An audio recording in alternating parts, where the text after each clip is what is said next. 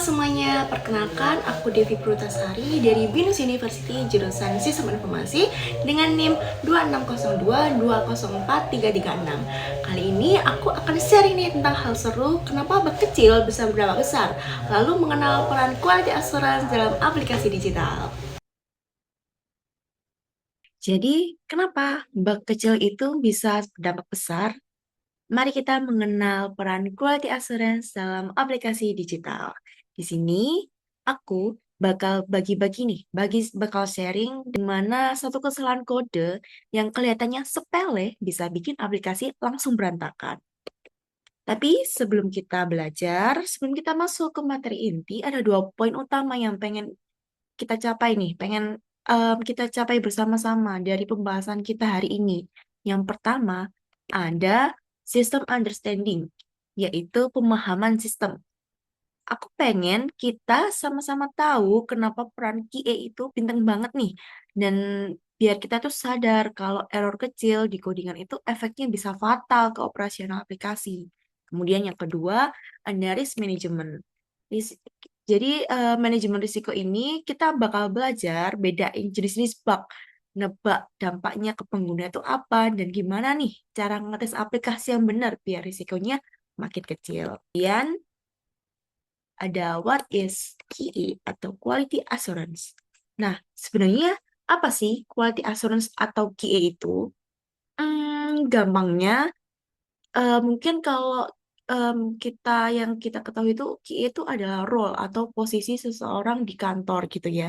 Tapi pada dasarnya quality assurance itu serangkaian proses yang dilakukan secara rapi dan struktur untuk memastikan kalau aplikasi yang dibuat oleh developer itu jalannya normal, stabil, gak gampang crash, gak gampang ngedown, dan pastinya nyaman nih dipakai sama sama pengguna dari aplikasinya tersebut.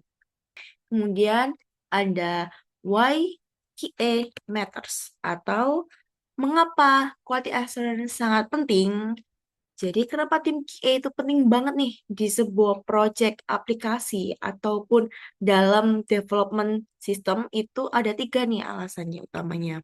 Yang pertama, ada prevention, fix issues before the public system. Jadi sebelum aplikasi ini diluncurkan ataupun siap digunakan oleh pengguna, QA itu harus menjadi benteng terakhir dari aplikasi supaya tidak ada error-error yang ditemuin di publik oleh user-user umum nih. Kemudian, YQA metode yang kedua adalah konsistensi atau kualitas. Atau menjaga, yaitu yang di sini maksudnya itu menjaga kualitas, yaitu ensure it works on all device. Jaga kualitas biar mastiin aplikasinya lancar jaya pas dibuka di HP jenis apapun, entah itu mobilenya Android, iOS, Android versi 13, 14, 15, 16, 17, ataupun iOS-nya nih dari yang terbaru nih 26, atau mungkin ke iOS yang terlama juga nih harus dipastiin itu harus jeli untuk beberapa hmm, jenis mobile, harus memastikan yang di web juga. Entah itu resolusinya berbagai macam, ada yang besar ke kecil atau gimana nih kalau webnya itu dibukanya di monitor, apakah masih berjalan lancar, cost saving. Fixing early is 10 cheaper than fixing later, yaitu hemat biaya. Di dunia IT, benerin bug pas aplikasinya masih di develop tentu jauh lebih murah daripada benerin pas aplikasinya udah di-download sama user umum. Ada common minor bugs. Jadi contoh bug yang kelihatannya sepele tapi kesel banget tuh banyak sih sebenarnya. Dan di sini aku ada 3 contoh. Ada 3 contoh bug minor yang ya sepele tapi itu mungkin bahkan teman-teman sering lihat gitu ya, atau mungkin teman-teman pernah nemuin di aplikasi sehari-hari. Yaitu yang pertama, ada frozen login, yaitu user can even enter the app. Jadi untuk login ini pasti ada di banyak aplikasi ya teman-teman. Entah itu. Nah, tapi kalau tombol loginnya macet ini parah banget karena pengguna baru masuk aja nggak bisa. Gimana pengguna mau menikmati atau menggunakan fitur-fitur lainnya?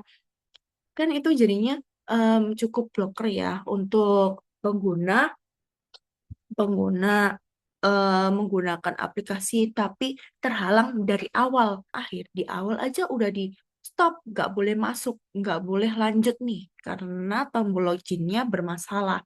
Ada juga kesalahan harga, misal nih em, kita mengunjungi aplikasi e-commerce tapi di sana Anda salah naruh titik desimal yang bikin harga barang tuh jadi murah banget ataupun mahal banget.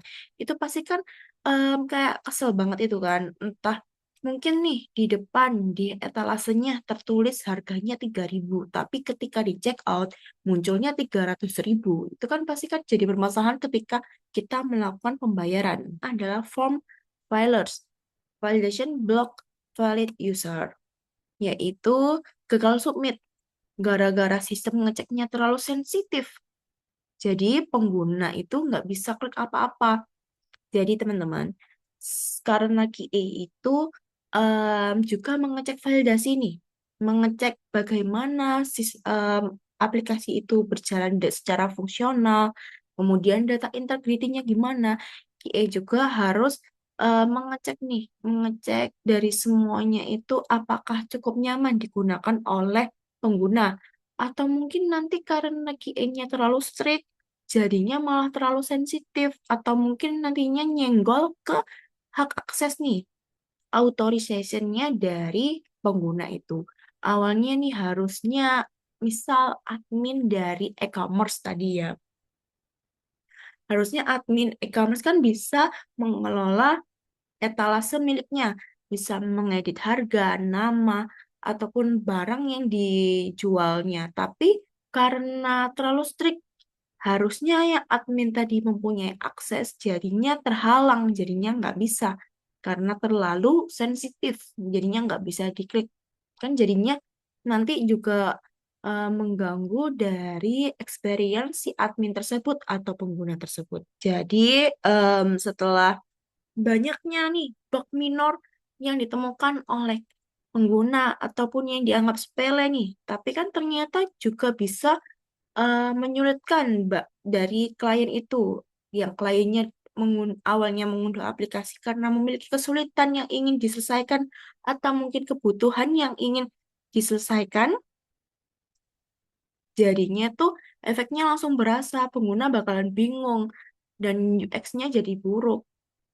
Dan bikin mereka itu frustasi karena aplikasinya lemot atau nggak jelas.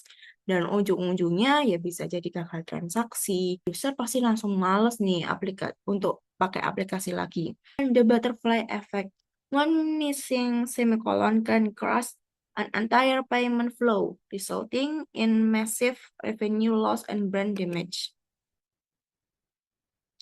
Kemudian setelah itu ada dampak masif dari bug kecil yang sudah aku jelaskan tadi. Jadi jangan pernah nih remehin error kecil.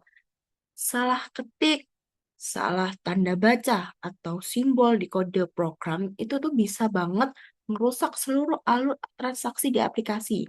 Dampaknya itu bisa sampai churn atau mungkin kegagalan dari aplikasi yang sangat besar mengarah ke cost development.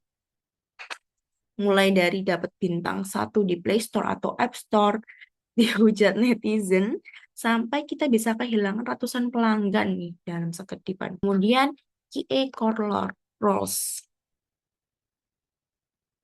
Di sini ada 4. Ada bikin tes desain. Nah, tes desain itu apa aja?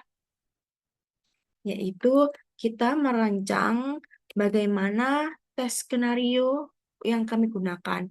Nah, tes desain ini biasanya ada tes plan, tes skenario, acceptance kriteria, kemudian ada tes case.